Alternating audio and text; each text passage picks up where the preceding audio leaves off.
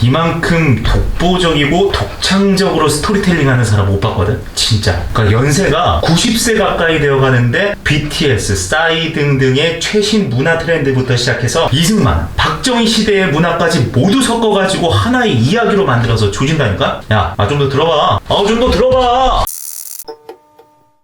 들어오신 걸 환영합니다. 대한민국의 몇 안 되는 ENTJ 강백입니다. 혹시 이 옆에 제주도 편을 보고 오셨나요? 계속 궁시렁궁시렁 대다가 내용에 대한 실마리만 던지고 실체는 없었죠? 레퍼런스라도 보여드렸다면 여러분이 쉽게 가닥을 잡을 수 있었을 텐데 그런 것도 없었고 말이죠. 그래서 레퍼런스를 가져왔습니다. 제가 생각하는 좋은 내용이란 이런 건데요. 사실 제주도에서 이번 편까지 찍으려고 바로 이 책을 가져갔어요. 이어령 교수님이 쓰신 한국인 이야기입니다. 한국에서 아기가 탄생하는 과정들에 얼마나 우리 민족의 자긍심 넘치는 이야기와 문화가 들어있는지를 이야기해주는 책이에요. 정말 어디서도 듣지 못한 정보들을 충격적으로 조합해서 너무너무 유쾌하고 재미있는 이야기들을 만들어냅니다. 아주 어릴 때 우리들의 할머니가 옛날 이야기 해주듯이 아주 차근차근 짚어나갑니다. 태명이 한국에만 있는 문화였던 거 아세요? 그 태명이 전 세계로 퍼져나가 한류가 되었음을 얘기를 하고요. 서양 나라들은 태어나면 0살인데 우리나라는 태어나면 1살이잖아요. 아주 옛날에 과학도 발전하지 않았을 때 우리 선조들은 어떻게 어머니 뱃속에서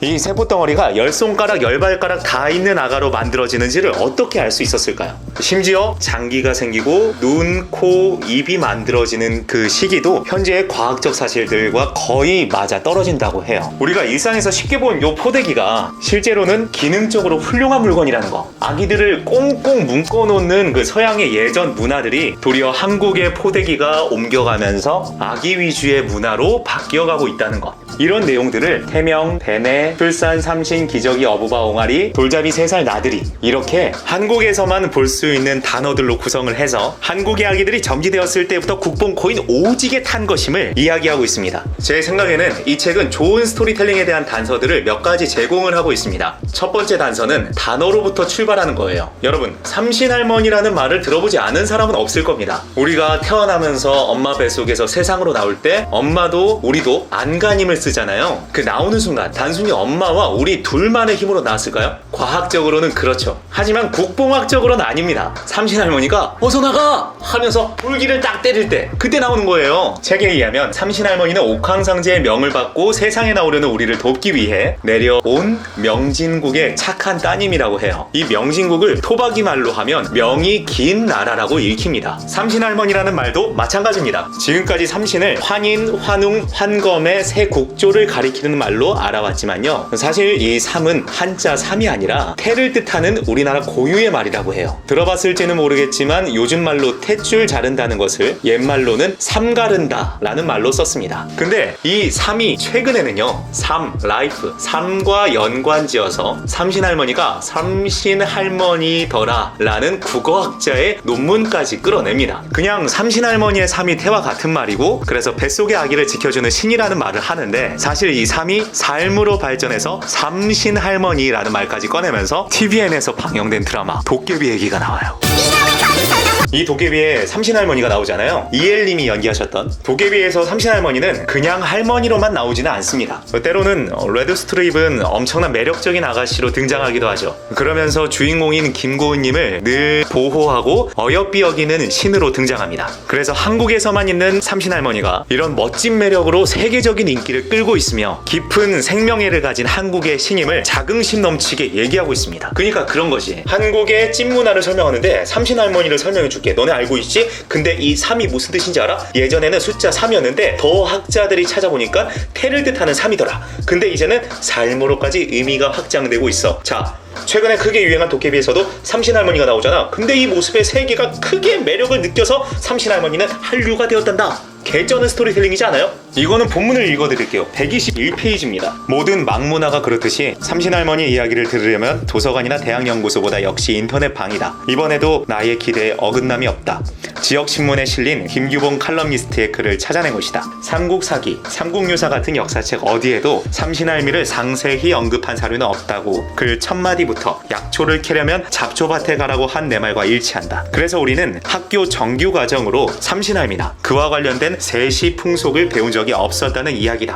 교수님은 한마디로 예전 세대잖아요. 무엇을 찾을 때도 그 세대라면 당장에 도서관에 가서 자료를 뒤졌을 법한데 인터넷에 검색을 해봤답니다. 그리고 수많은 신문 기사들 가운데 한 지역 신문의 칼럼니스트의 글에서 인사이트를 얻었대요. 어떤 도서관에 몇 년에서 무슨 책을 발견하니 이런 내용이 있더라. 이랬다면 쉽게 읽혔을까요? 저는 그러지 않았을 거라고 생각하거든요. 비록 찾은 자료가 딱딱한 신문 기사지만 이 접근 방식이 편하게 다가오는 건 참 고민해볼 만한 지점이었습니다. 저에게는요. 앞으로 스토리텔링의 표준, 시발점은 인터넷으로부터가 되지 않을까 하는 생각이 들었어요. 온갖 밈들이 생산되고 있잖아요. 심지어 이 밈들은 그걸 이해하고 공감하는 같은 세대라면 너무 재밌습니다. 개소리 장구만 봐도 웃기잖아요, 여러분. 이 뭔 개소리야! 그래서 이 밈들이 앞으로 스토리텔링의 기준이 되지 않을까 하는 생각. 스토리텔링이 세계적으로도 중요해질 것이다 라는 구체적인 근거들은 계속해서 이 책에 등장을 합니다. 대표적인 것 한 가지만 들자면요, 시대를 한 발 앞서서 GPS, 인터넷, 인공지능처럼 낯설지 않은 최첨단 기술을 개발하는 미국 방위고등연구계획국, 줄여서 다르파, 여기에 내러티브 네트워크스의 프로젝트가 신설되었다는 얘기가 나오거든요. 더불어서 사실 이 책이 배꼽이 빠져나올 정도로 막 웃기거나 깔깔대거나 그런 코믹적인 내용들이 나오진 않습니다. 연로하신 교수님께서 쓰신 거잖아요. 그런데 웃기지 않아도 재미있고 빨려드는 마법 같은 힘이 있어요. 일상의 소재들을 택하고 몰랐던 사실들로 흡입력을 만들면서 다시 모두가 아는 시대의 흐름들을 합쳐서 시대를 통찰하는 이야기를 만들어내니까 거기에 대한 압도적으로 빨려 들어가는 마법 같은 힘이 있었다고 저는 생각했습니다. 한 29살인가? 그때부터 재미란 무엇인가에 대해서 고민하기 시작했어요. 재미있는 사람이 되고 싶었거든요. 그때 같이 살았던 룸메에게 이 고민을 털어놓으니까 한마디 하더라고요. 그 고민을 하는 것 자체가 이미 답이 없다는 거다. 근데 이 재미라는 게 생각하다 보니까 단순히 웃긴 것하고는 좀 다르잖아요. 코빅에서 느낄 수 있는 재미와 도깨비에서 느낄 수 있는 재미가 다른 것처럼요. 그러니까 나는 코빅 같은 사람은 될 수 없어. 얼굴은 코빅이지만, 하지만 도깨비 같은 사람은 될 수 있는 거지. 얼굴은 도깨비가 아니지만. 그건 결국 스토리텔링, 이 구성에 있다고 생각을 했거든요. 그래서 그때부터 이 책, 저 책 보기 시작한 거예요. 좋은 스토리텔링은 무엇일까 생각하면서 말이죠. 그리고 이 책을 보면서 중간 결론이 섰어요. 자, 이분 같은 스토리텔러가 되고 싶다. 언어적 상상력이 가득하고 알고 있는 것들과 경험한 것들, 느낀 것들을 잘 연결시켜서 하나의 재미있는 이야기로 만들어낼 수 있는 그런 스토리텔러. 물론 까마득합니다. 교수님은 대한민국에서 역사적인 행보를 걸어오신 분이잖아요. 넘사죠, 넘사. 하지만 감히 말해보자면 이분도 처음부터 독창적이고 독보적이진 않았을 거 아니에요. 그러니까 저도 꾸준히 끊임없이 노력해 보려고요. 앞으로 제 채널도 저와 이 세상을 연결시켜서 이야기를 만들어내는 채널이 될 겁니다. 무튼 이렇게 저렇게 돌아와서 여튼 제 이야기입니다. 하지만 그 레퍼토리가 조금은 달라졌을 거예요. 그렇게 계속 발전시켜 나가야죠. 자, 그럼 저는 다음 컨텐츠로 찾아뵙겠습니다. 봐주셔서 감사해요. 파이팅! 이 책을 알게 된 건 사실 친구 장례식장에서였어요. 그 정말 친한 친구가 한 2월 말쯤에 사고사로 세상을 떠났거든요. 되게 참담한 마음으로 부산에 있는 그 친구 장례식장에 내려갔어요. 저녁에 제 친구를 알고 있는 사람들하고 이제 술 한잔 하면서 얘기를 나누고 있는데 페이스북을 하다가 어느 분이 이 책을 추천하는 글을 쓴 거예요. 근데 첫 문구가 탄생과 죽음에 대하여 였어요. 장소가 장소인 만큼 되게 크게 다가오더라고요. 도대체 왜 이렇게 좋은 사람을 하늘은 불시에 데려가지? 도대체 죽음이 뭐길래? 이런 생각으로 바로 그 자리에서 이제 인터넷으로 구매를 했죠.